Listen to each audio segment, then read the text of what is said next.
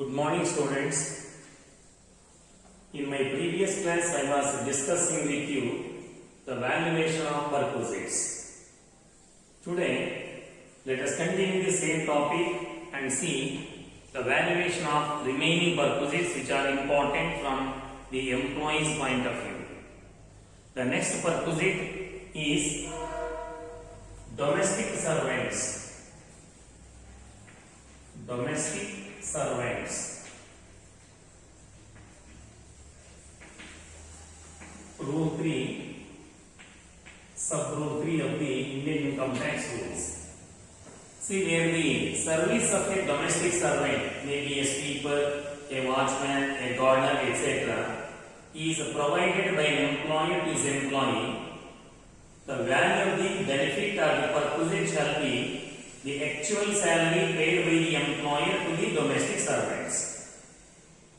In other words, where an employer appoints a domestic servant for the benefit of the employee, the salary paid by the employer to the domestic servants itself is the value of the perquisite which is taxable in the hands of the employee who is making use of this benefit. Let me give a simple example. You assume that Mr. X is working in a private company at Bangalore and the company has provided a domestic servant to Mr. X. Say for example, the facility of the watchman is given by the company or the employer to Mr. X, and to the watchman the company pays a salary of rupees 50,000 per annum. When the company pays 50,000 per annum as salary to the watchman, the value of this facility taxable in the hands of Mr. X is 50,000.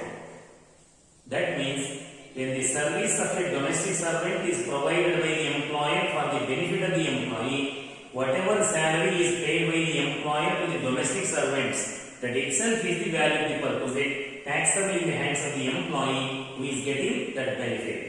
This is as per Rule 3, Sub-Rule 3. The next perquisite is the facility of the gas, water and electricity. Facility of gas, water and electricity. So this is valued as per Rule 3, Sub-Rule 4 of the Indian income tax rules. See, where the facility of the gas, electricity or water is made by the employer for the benefit of the employee, then the value of the perquisite shall be whatever cost is incurred by the employer for getting these things. That means, if the employer has procured these things from the outside agency and then provided these things to the employee for his benefit, whatever money is spent by the employer for procuring these things, that itself is the value of the perquisite. But if these things are provided by the employer out of his own resources,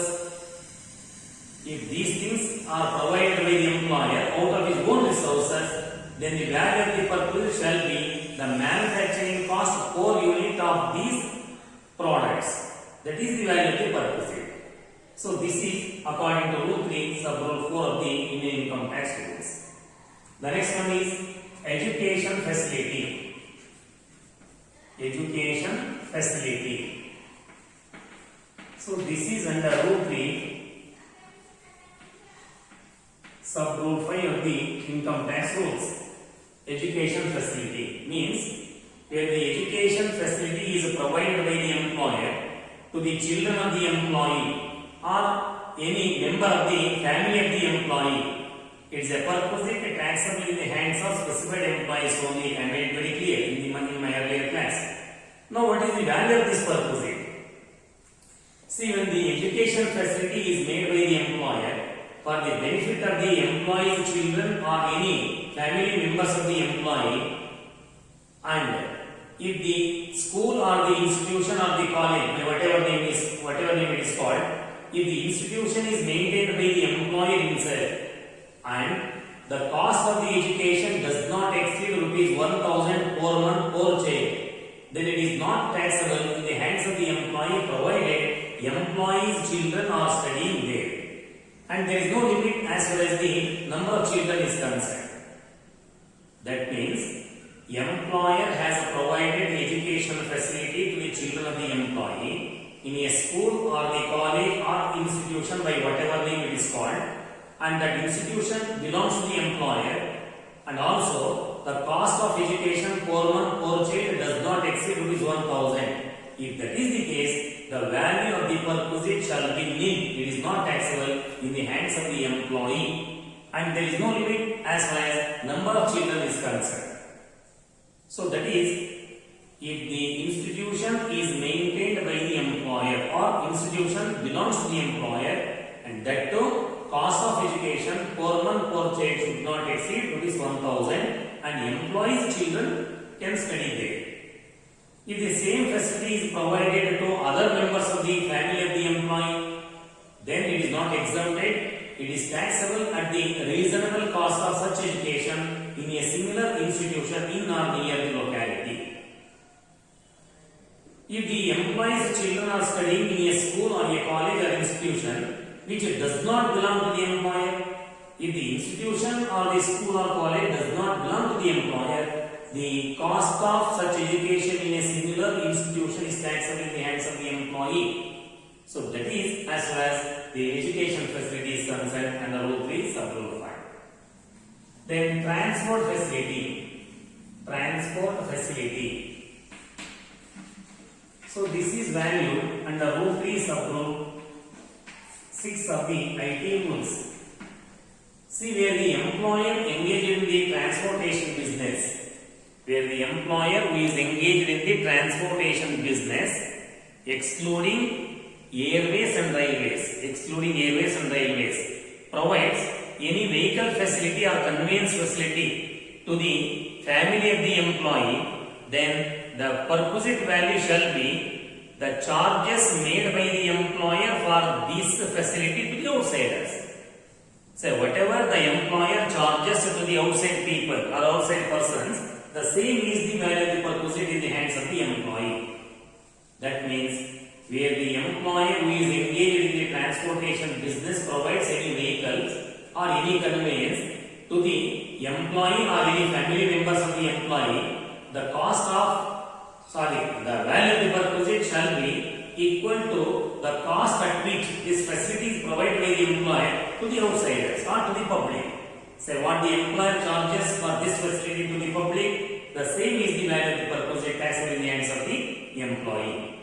So these are some of the perquisites which are taxable either in the hands of all employees or in the hands of specified employees, and how these are valued under the Indian Income Tax Rules 1962.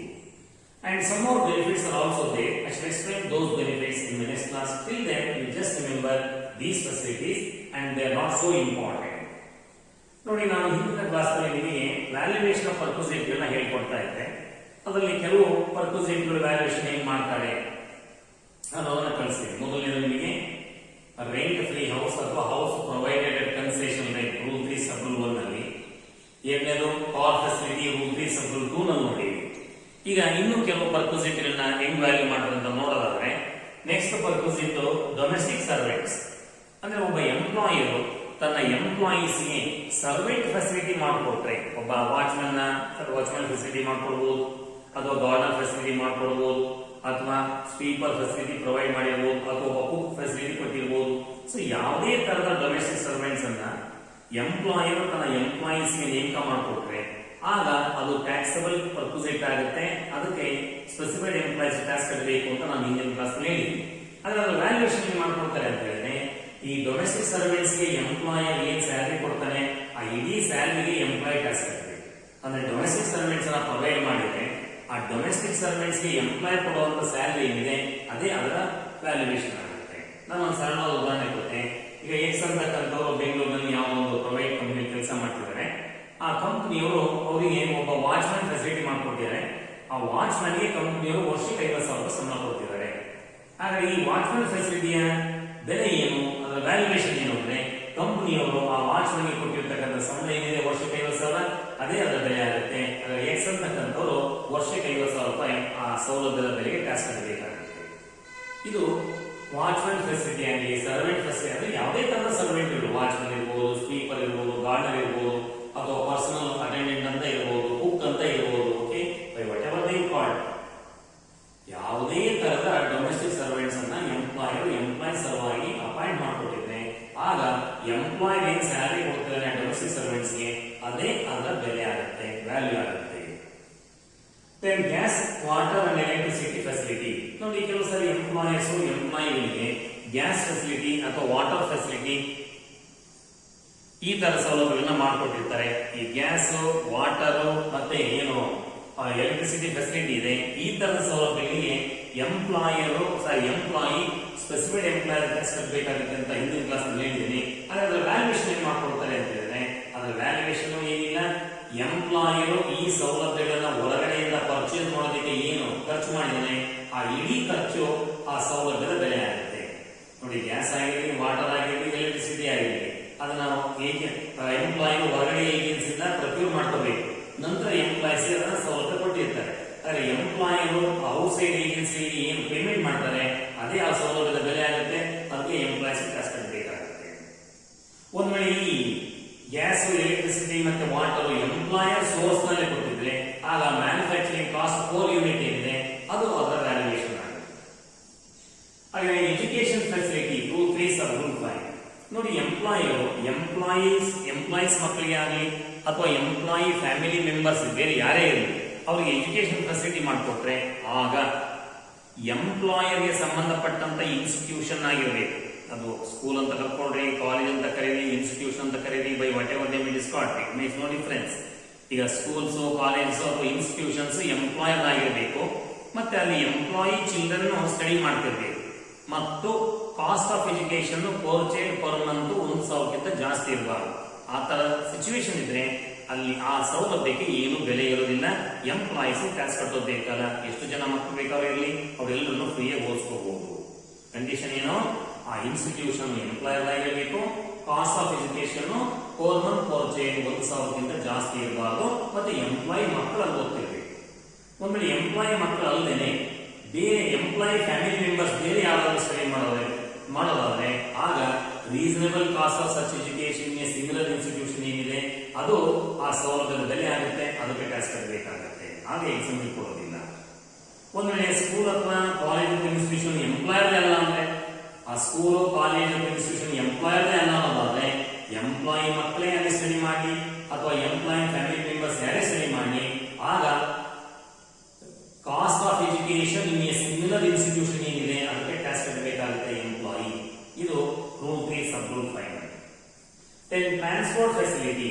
ನೋಡಿ, transportation business ಇರ್ತಕ್ಕಂಥ employers excluding railways and Airways, ಆ ಎಂಪ್ಲಾಯಿಗಳಿಗೆ ಏನಾದ್ರು transportation facility ಮಾಡ್ಕೊಳ್ಳೋದಾದ್ರೆ, ಏನ್ transportation facility ಅಂದ್ರೆ ಆ transportation business ಇರ್ತಕ್ಕಂಥ employer ತನ್ನ employees ಯಾವ ಕನ್ವೀನಿಯನ್ಸ್ ವೆಹಿಕಲ್ ಫೆಸಿಲಿಟಿ ಮಾಡ್ಕೊಟ್ರೆ ಆಗ ಅದರ ವ್ಯಾಲ್ಯೂಯೇಷನ್ ಏನ್ ಮಾಡ್ಕೊಡ್ತಾರೆ ಅಂದ್ರೆ ಆ ಕನ್ವೀನಿಯನ್ಸ್ ಫೆಸಿಲಿಟಿ ಎಂಪ್ಲಾಯರ್ ಪಬ್ಲಿಕ್ ಏನ್ ಚಾರ್ಜ್ ಮಾಡ್ತಾನೆ ಅದೇ ಚಾರ್ಜ್ ಎಂಪ್ಲಾಯರ್ ಟ್ಯಾಕ್ಸ್ ಕಟ್ಟಿದ್ರೆ ಆಯ್ತು ಅಷ್ಟೇ.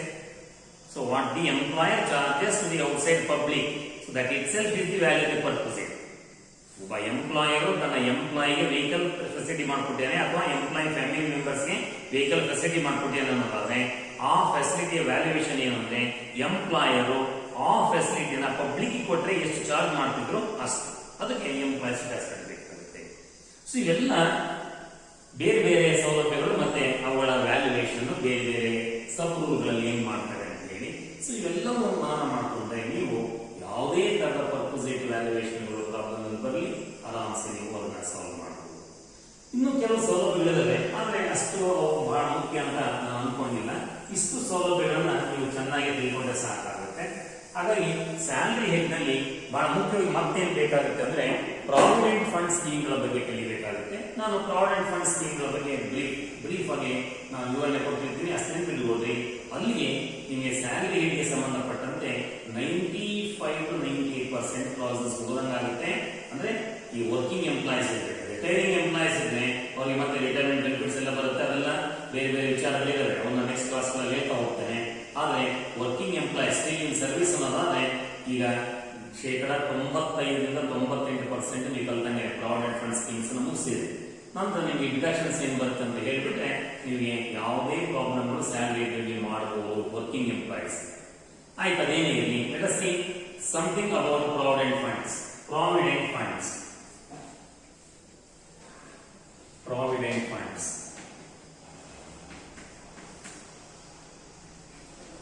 See, a provident fund is a welfare fund created for the benefit of employees.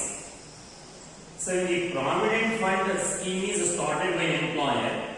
As per the rules, employer will deduct a part of the salary of the employee every month, and also employer will also make his own contribution on behalf of the employee, and these two contributions, that is the money deducted from the salary of the employee, that is called employee's contribution, and the money contributed by the employer, that is called employee's contribution.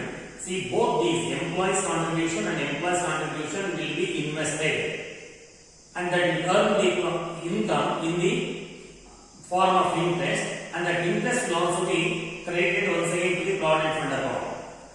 So, in such a way, the balance in the provident fund gets accumulated every year after year, and at the time of retirement of the employee, the whole balance in the provident fund will pay to the employee. So, such a scheme is called provident fund scheme. So, provident fund scheme is a welfare scheme established for the benefit of the employees. When the provident fund scheme is started by any employer, as per rules, every month the employer will deduct some part of some amount from the salary of the employee, and then that would be credited to the provident fund of the employee. At the same time, the employer will also make his own contribution, and these two contributions will be invested in the market, or they will be deposited with the provident fund commissioner, and it earns interest, and this interest will also be recredited to the provident fund account, and in such a way every year this balance in the provident fund gets accumulated, and at the time of retirement of the employee or death of the employee, whichever is earlier, so that would be paid to the employee or his legal heirs. So that becomes a great benefit at the time of retirement of the employee. So that scheme is called provident fund scheme. And as far as provident fund scheme is concerned, there are some important provident funds that we have to learn. So there are 4 important provident funds. One is statutory provident fund, simply called SPF. Second provident fund is called recognized provident fund, RPF. Third one is called unrecognized provident fund, URPF. Then last one is called public provident fund, PPF. So these are the 4 important provident funds. Then what is a statutory provident fund? A statutory provident fund is a provident fund to which the Provident Fund Act of 1925 applies. That means any provident fund which is started under the Indian Provident Fund Act of 1925 can be called a statutory provident fund. And these statutory provident funds are maintained in government and semi-government offices. Then a recognized provident fund. A recognized provident fund is one to which Employees Provident Fund and Miscellaneous Provisions Act of 1952 applies. That means, if the provisions of the Employees Provident Fund and Miscellaneous Provisions Act of 1952 applies, such provident funds are called recognized provident fund. And unrecognized provident fund is also a provident fund which is established under the Employees Provident Fund and Miscellaneous Provisions Act of 1952, but this is not recognized by the Commission of Income Tax, that is why it is called unrecognized provident fund. And public provident fund is not for the benefit of employees only. See, in these 3 cases, these provident funds are beneficial only for the employees. But for the people who are not employed, a provident fund called public provident fund is started by Government of India in the year 1968. Under the public provident fund scheme, any Indian citizen can open an account, including salaried people, salaried employees. See, for the benefit of salaried employees, already there are 3 provident funds: statutory provident fund, recognized provident fund, and unrecognized provident fund. Okay, if any employee also wants to open an account under PPF, yes, he can also open one more account under the PPF account. So anyway, public provident fund account is started by Government of India in the year 1968 for the benefit of all Indian citizens. Now, whatever may be the nature of the provident fund, whether it is statutory or recognized or unrecognized or provident funds are concern, and as students of taxation we have to know how these four amounts are treated. ನೋಡಿ, provident fund schemes ಅಂತ ಇದೆ. Provident fund scheme ಭವಿಷ್ಯ ನಿಧಿ ಅಂತ ಕರೀತೀವಿ ಕನ್ನಡದಲ್ಲಿ. Employees retire ಆದ್ಮೇಲೆ ಅವರ retirement ಚೆನ್ನಾಗಿರಲಿ ಅನ್ನೋ ಕಾರಣಕ್ಕೆ ಎಂಪ್ಲಾಯಿ ಕೆಲಸ ಮಾಡಬೇಕಾದ್ರೆ ಅವನಿಗೆ ಒಂದು ಭವಿಷ್ಯ ನಿಧಿ ಖಾತೆ ಅಂತ ಪ್ರಾರಂಭ ಮಾಡ್ಕೊಡ್ತಾರೆ. ಈ ಭವಿಷ್ಯ ನಿಧಿ ಯಾವ ಆರ್ಗನೈಸೇಷನ್ ಇರುತ್ತೆ ಅಲ್ಲಿ ವರ್ಕ್ ಮಾಡ್ತಕ್ಕಂಥ ಎಂಪ್ಲಾಯೀಸ್ ಭವಿಷ್ಯ ನಿಧಿಯಲ್ಲಿ ಮೆಂಬರ್ಸ್ ಆಗಬೇಕಾಗುತ್ತೆ. ಭವಿಷ್ಯ ನಿಧಿಗೆ ಮೆಂಬರ್ಸ್ ಆದ್ರೆ ಅವರ ಹೆಸರನ್ನು ಭವಿಷ್ಯ ನಿಧಿಯಿಂದ ಪ್ರಾರಂಭ ಮಾಡ್ತಾರೆ. ಅದರ ನೇಚರ್ ಹೆಂಗಿರುತ್ತೆ ಅಂದ್ರೆ ಪ್ರತಿ ತಿಂಗಳು ಎಂಪ್ಲಾಯಿ ಸಂಬಳದಲ್ಲಿ ಸ್ವಲ್ಪ ಹಣವನ್ನು ಮುಟ್ಕೊಳ್ತಾರೆ, ಅದನ್ನ ಪ್ರಾವಿಡೆಂಟ್ ಫಂಡ್ ಗೆ ಜಮಾ ಮಾಡ್ತಾರೆ. ಅದೇ ಟೈಮ್ ನಲ್ಲಿ ಎಂಪ್ಲಾಯಿ ಕೂಡ ಸ್ವಲ್ಪ ಹಣವನ್ನ ಪ್ರಾವಿಡೆಂಟ್ ಫಂಡ್ ಗೆ ಕಟ್ತಾರೆ. ಈ ರೀತಿ ಎಂಪ್ಲಾಯಿ ಸಂಬಳದಲ್ಲಿ ಇರ್ತಕ್ಕಂಥ ಕಾಂಟ್ರಿಬ್ಯೂಷನ್ ಮತ್ತೆ ಎಂಪ್ಲಾಯ್ ಕೊಡ್ತಕ್ಕಂಥ ಕಾಂಟ್ರಿಬ್ಯೂಷನ್ ಎರಡನ್ನು ಮಾರ್ಕೆಟ್ ನಲ್ಲಿ ಇನ್ವೆಸ್ಟ್ ಮಾಡಬಹುದು ಅಥವಾ ಪ್ರಾವಿಡೆಂಟ್ ಫಂಡ್ ಕಮಿಷನ್ ಡೆಪಾಸಿಟ್ ಮಾಡ್ತಾರೆ, ಅದಕ್ಕೆ ಬಡ್ಡಿ ಬರುತ್ತೆ. ಹೀಗೆ ಎಂಪ್ಲಾಯಿ ಕಟ್ಟೋ ಹಣ, ಎಂಪ್ಲಾಯರ್ ಕಟ್ಟೋ ಹಣ ಮತ್ತೆ ಬರುವಂತ ಬಡ್ಡಿ ಎಲ್ಲದೂ ಕೂಡ ಆ ಪ್ರಾವಿಡೆಂಟ್ ಫಂಡ್ ಅಕೌಂಟಿಗೆ ಜಮಾ ಆಗ್ತಾ ಹೋಗುತ್ತೆ. ಪ್ರತಿ ವರ್ಷ ಅದು ಬೆಳೀತಾ ಹೋಗುತ್ತೆ. ಎಂಪ್ಲಾಯಿ ರಿಟೈರ್ಮೆಂಟ್ ಆಗುವಾಗ ಅವನಿಗೆ ಹಣವನ್ನು ಕೊಡ್ತಾರೆ. ಒಂದು ವೇಳೆ ಎಂಪ್ಲಾಯಿ ರಿಟೈರ್ಮೆಂಟ್ ಗಿಂತ ಮುಂಚೆ ಏನಾದ್ರು ಮರಣ ಹೊಂದಿದ್ರೆ ಅವನ ಡಿಪೆಂಡೆಂಟ್ಸ್ ಇರ್ತಾರ, ಲೀಗಲ್ ಏರ್ಸು, ಅವರಿಗೆ ಹಣ ಬರುತ್ತೆ. ಅದರಿಂದ ಅದನ್ನ ಭವಿಷ್ಯ ನಿಧಿಗಳು ಅಂತ ಕರೀತೇವೆ. ಈ ಭವಿಷ್ಯ ನಿಧಿಗಳು ಪ್ರಾವಿಡೆಂಟ್ ಫಂಡ್ಗಳು ಬಹಳ ಮುಖ್ಯವಾಗಿ 4 ತರ ಇದೆ ನಮ್ಮಲ್ಲಿ. ಒಂದು ಸ್ಟ್ಯಾಟ್ಯೂಟರಿ ಪ್ರಾವಿಡೆಂಟ್ ಫಂಡ್, ಮತ್ತೊಂದು ರೆಗ್ಯುಲರ್ ಪ್ರಾವಿಡೆಂಟ್ ಫಂಡ್, ಮತ್ತೊಂದು ಅನ್ರೆಗ್ಯುಲರ್ ಪ್ರಾವಿಡೆಂಟ್ ಫಂಡ್, ಮತ್ತೊಂದು ಪಬ್ಲಿಕ್ ಪ್ರಾವಿಡೆಂಟ್ ಫಂಡ್. ಏನಿದು ಸ್ಟ್ಯಾಟ್ಯೂಟರಿ ಪ್ರಾವಿಡೆಂಟ್ ಫಂಡ್ ಅಂದ್ರೆ? ಸ್ಟ್ಯಾಟ್ಯೂಟರಿ ಪ್ರಾವಿಡೆಂಟ್ ಫಂಡ್ ಅಂದ್ರೆ Indian provident fund act of 1925 ಅಂತ ಹಳೆಯ ಕಾನೂನು ಇದೆ. ಆ Indian provident fund act of 1925 ಪ್ರಕಾರ ಪ್ರಾರಂಭ ಆಗಿರೋಲ್ಲ, ಅವನ್ನ ಸ್ಟ್ಯಾಟ್ಯೂಟರಿ ಪ್ರಾವಿಡೆಂಟ್ ಫಂಡ್ ಅಂತ ಕರೀತಾರೆ. ಅವು ಸರ್ಕಾರಿ ಮತ್ತೆ ಅರ ಸರ್ಕಾರಿ ಕಚೇರಿಗಳಿಗೆ ಸಿಗ್ತವೆ. ಆ ಗವರ್ಮೆಂಟ್ ಆಫೀಸ್ ಗಳಲ್ಲಿ ಈ ತರ ಪ್ರಾವಿಡೆಂಟ್ ಫಂಡ್ ಸ್ಕೀಮ್ಸ್ ಇರುತ್ತೆ. ಈಗ ಅದು ಎಲ್ಲಾ ಕಡೆ ಇರೋದಿಲ್ಲ, ಕೆಲವು ಕಡೆ ಇರುತ್ತೆ, ಕೆಲವು ಕಡೆ ಇರೋದಿಲ್ಲ. ಆದ್ರೆ ಈ ಸ್ಟ್ಯಾಟ್ಯೂಟರಿ ಪ್ರಾವಿಡೆಂಟ್ ಫಂಡ್ ಯಾವಾಗಲೂ ಇದ್ರೆ ಸರ್ಕಾರಿ ಕಚೇರಿಗಳಲ್ಲಿ ಅವು ಪ್ರಾರಂಭ ಆಗಿರ್ತವೆ. ಸರ್ಕಾರ ಅವು ಆ ತರ ಪ್ರಾವಿಡೆಂಟ್ ಫಂಡ್ ಸ್ಕೀಮ್ ನ ವ್ಯವಸ್ಥೆ ಮಾಡಿಕೊಳ್ಳುತ್ತೆ. RPF ರೆಗ್ಯುಲರ್ ಪ್ರಾವಿಡೆಂಟ್ ಫಂಡ್ ಅಂತ. ರೆಗ್ಯುಲರ್ ಪ್ರಾವಿಡೆಂಟ್ ಫಂಡ್ ಅಂದ್ರೆ employees provident fund and miscellaneous act of 1952 ಅಂತ ಒಂದು ಕಾನೂನು ಇದೆ. ಆ employees provident fund and miscellaneous act of 1952 ಯಾವ ಪ್ರಾವಿಡೆಂಟ್ ಫಂಡ್ ಗೆ ಅಪ್ಲೈ ಆಗುತ್ತೆ ಆ ತರದ ಪ್ರಾವಿಡೆಂಟ್ ಫಂಡ್ ಇದು ರೆಗ್ಯುಲರ್ ಪ್ರಾವಿಡೆಂಟ್ ಅಂತ ಕರೀತೇವೆ. ಇದು ಜೊತೆಗೆ ಕಮಿಷನ್ ಆಫ್ ಇನ್ಕಮ್ ಟ್ಯಾಕ್ಸ್ ಕೂಡ ರೆಕಗ್ನಿಷನ್ ಕೊಟ್ಟಿರ್ತಾರೆ, ಅದರಿಂದ ಅದನ್ನ ರೆಗ್ಯುಲರ್ ಪ್ರಾವಿಡೆಂಟ್ ಫಂಡ್ ಅಂತ ಕರೀತೇವೆ. ಇನ್ನು ಅನ್ರೆಗ್ಯುಲರ್ ಪ್ರಾವಿಡೆಂಟ್ ಫಂಡ್ ಅಂತ ಇದೆ. ಇಲ್ಲೂ ಕೂಡ employees provident fund act of 1952 and miscellaneous provisions ಅಂತ ಹೇಳಿದ್ರೆ ಆ employees provident fund and miscellaneous provisions act of 1952 ಕಾನೂನು ಪ್ರಕಾರ ಇವು ಪ್ರಾರಂಭ ಆಗಿವೆ. ಆದ್ರೆ ಇವಕ್ಕೆ commission of income tax recognition ಕೊಟ್ಟಿರೋದಿಲ್ಲ, ಯಾವುದೋ ಒಂದು ಟೆಕ್ನಿಕಲ್ ರೀಸನ್ ಗೆ. ಆದ್ರಿಂದ ಅವನ್ನ ನಾವು ಅನ್ರೆಗ್ಯುಲರ್ ಪ್ರಾವಿಡೆಂಟ್ ಅಂತ ಕರೀತೇವೆ.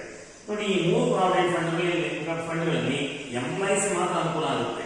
ಅಂದ್ರೆ ಒಬ್ಬ ವ್ಯಕ್ತಿ ಎಂಪ್ಲಾಯ್ ಎಲ್ಲ ಸ್ವಂತ ದುಡಿಮೆ ಮಾಡ್ಕೊಳ್ತಾ ಇದ್ರೆ ಅವನಿಗೆ ಪ್ರಾವಿಡೆಂಟ್ ಫಂಡ್ ಸ್ಕೀಮ್ ನಲ್ಲಿ ಬೆನಿಫಿಟ್ ಆಗೋದಾದ್ರೆ ಏನ್ ಮಾಡಬೇಕು? ಅದಕ್ಕೆ ಪಬ್ಲಿಕ್ ಪ್ರಾವಿಡೆಂಟ್ ಫಂಡ್ ಅಂತ ಹೇಳಿ 1968 ಗವರ್ಮೆಂಟ್ ಆಫ್ ಇಂಡಿಯಾ ಪ್ರಾರಂಭ ಮಾಡಿದರೆ ಇಲ್ಲಿ ಎಂಪ್ಲಾಯೀಸ್ ಕೂಡ ಅಕೌಂಟ್ ಓಪನ್ ಮಾಡ್ಕೋಬಹುದು, ನಾನ್ ಎಂಪ್ಲಾಯೀಸ್ ಕೂಡ ಯಾವುದೇ Indian citizen public provident fund ನಲ್ಲಿ ಒಂದು ಅಕೌಂಟ್ ಓಪನ್ ಮಾಡಿಕೊಂಡು ಅವನು ಭವಿಷ್ಯ ನಿಧಿಗೆ ಸಂಬಂಧಪಟ್ಟ ಅನುಕೂಲವನ್ನು ಪಡ್ಕೊಳ್ಬಹುದು. ಸೊ ಯಾವುದೇ ಪ್ರಾವಿಡೆಂಟ್ ಫಂಡ್ ಇರಲಿ ಅಲ್ಲಿ ಬಹಳ ಮುಖ್ಯವಾಗಿ 4 ತರದ ಅಮೌಂಟ್ ಗಳಿದಾವೆ. ಆ 4 ತರದ ಅಮೌಂಟ್ ಗಳನ್ನ ನಾವು ಇನ್ಕಮ್ ಟ್ಯಾಕ್ಸ್ ನ ಹೆಂಗ್ ಟ್ರೀಟ್ ಮಾಡ್ತೀವಿ ಅನ್ನೋದು ಮುಖ್ಯ ಅಷ್ಟೇ. ಅದೇನು 4 ತರದ ಅಮೌಂಟ್ ಗಳಿದಾವೆ ನೋಡಿ. ಪ್ರತಿ ತಿಂಗಳ ಎಂಪ್ಲಾಯೀಸ್ ಹಣ ಕಟ್ತಾರಲ್ಲ, ಆ ಹಣ ಏನ್ ಮಾಡಬೇಕು?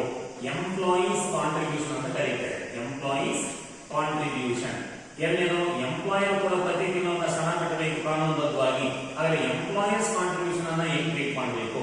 ಜೊತೆಗೆ ಈ 2 ಕಾಂಟ್ರಿಬ್ಯೂಷನ್ ಇನ್ವೆಸ್ಟ್ ಆಗುತ್ತೆ, ಅದಕ್ಕೆ ಬಡ್ಡಿ ಬರುತ್ತೆ ಅಂತ ಹೇಳಿದೆ. ಆ ಇಂಟ್ರೆಸ್ಟ್ ನ ಹೆಂಗ್ ಟ್ರೀಟ್ ಮಾಡಬೇಕು? ಜೊತೆಗೆ ಆ ಎಂಪ್ಲಾಯಿ ರಿಟೈರ್ಮೆಂಟ್ ಆಗುವಂತ ಸಂದರ್ಭದಲ್ಲಿ ಆ ಪ್ರಾವಿಡೆಂಟ್ ಫಂಡ್ ಇರ್ತಕ್ಕಂಥ ಹಣ ಅವನಿಗೆ ಎಂಪ್ಲಾಯ್ ಕೊಡ್ತಾರೆ, ಆದರೆ ಅವರ ಟ್ರೀಟ್ಮೆಂಟ್ ಹೆಂಗಿರುತ್ತೆ?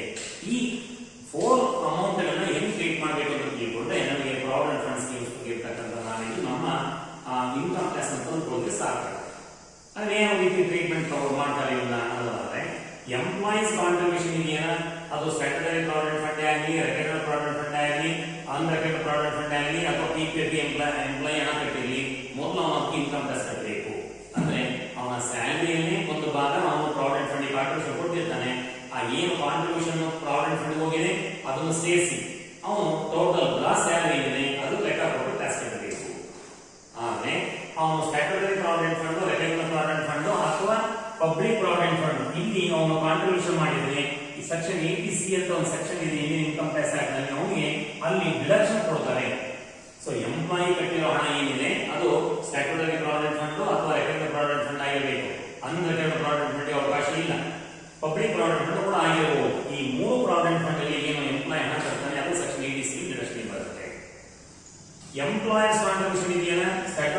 ಪ್ರಾವಿಡೆಂಟ್ ಫಂಡ್ ಎಂಪ್ಲಾಯ್ ಎಷ್ಟು ಬೇಕೋ ಹಣ ಕಟ್ಟಿ ಎಂಪ್ಲಾಯ್ ಪರವಾಗಿ ಅದಕ್ಕೆ ಎಂಪ್ಲಾಯ್ ಟ್ಯಾಕ್ಸ್ ಕಟ್ಟೋದು ಬೇಕಾಗಿಲ್ಲ. Not taxable, no limit, not taxable. ಅದೇ ಎಂಪ್ಲಾಯರು ಎಂಪ್ಲಾಯ್ RPF ಹಣ ಕಟ್ಟಿದರೆ ಅದು ಎಂಪ್ಲಾಯಿ ಸಂಬಳದಲ್ಲಿ ಶೇಕಡ 12 ಎಂಪ್ಲಾಯಿ ಸಂಬಳದಲ್ಲಿ ಶೇಕಡ 12 ಟ್ಯಾಕ್ಸ್ ಇರೋದಿಲ್ಲ, 12 ಮೇಲೆ ಟ್ಯಾಕ್ಸ್ ಕಟ್ಟಬೇಕಾಗುತ್ತೆ. ಅದೇ ಎಂಪ್ಲಾಯ್ URPF ಹಣ ಕಟ್ಟಿದರೆ ಅದನ್ನ ಪ್ರತಿ ವರ್ಷ ಕನ್ಸಿಡರ್ ಮಾಡೋದಿಲ್ಲ, ನಾಟ್ ಕನ್ಸಿಡರ್ಡ್ ಎವ್ರಿ ಇಯರ್, ಪ್ರತಿ ವರ್ಷ ನೋಡಬೇಕಾಗಿಲ್ಲ, ನಾಟ್ ಕನ್ಸಿಡರ್ಡ್ ಎವ್ರಿ ಇಯರ್. ಎಂಪ್ಲಾಯರು ಎಂಪ್ಲಾಯಿ RPF ಕಟ್ಟುವಂತ ಸಮಸ್ಯೆ ಪ್ರಶ್ನೆ ಬರೋದಿಲ್ಲ. ಯಾಕಂದ್ರೆ ಪಬ್ಲಿಕ್ ಪ್ರಾವಿಡೆಂಟ್ ಫಂಡ್ ಪ್ರಾರಂಭ ಆಗಿರೋದು ಸೆಂಟ್ರಲ್ ಗೌರ್ಮೆಂಟ್ ಅವರು, ಸೆಂಟ್ರಲ್ ಗೌರ್ಮೆಂಟ್ ಪ್ರಾರಂಭ ಮಾಡೋದು, ಸೆಂಟ್ರಲ್ ಗೌರ್ಮೆಂಟ್ ಅವರು ಯಾವುದೇ ಕಾಂಟ್ರಿಬ್ಯೂಷನ್ ಕೊಡೋದಿಲ್ಲ. ಹಾಗಾಗಿ ಎಂಪ್ಲಾಯರ್ ಕಾಂಟ್ರಿಬ್ಯೂಷನ್ ಅನ್ನೋ ಪ್ರಶ್ನೆ ಅಲ್ಲಿ ಬರೋದಿಲ್ಲ ಪಬ್ಲಿಕ್ ಪ್ರಾವಿಡೆಂಟ್ ಫಂಡ್.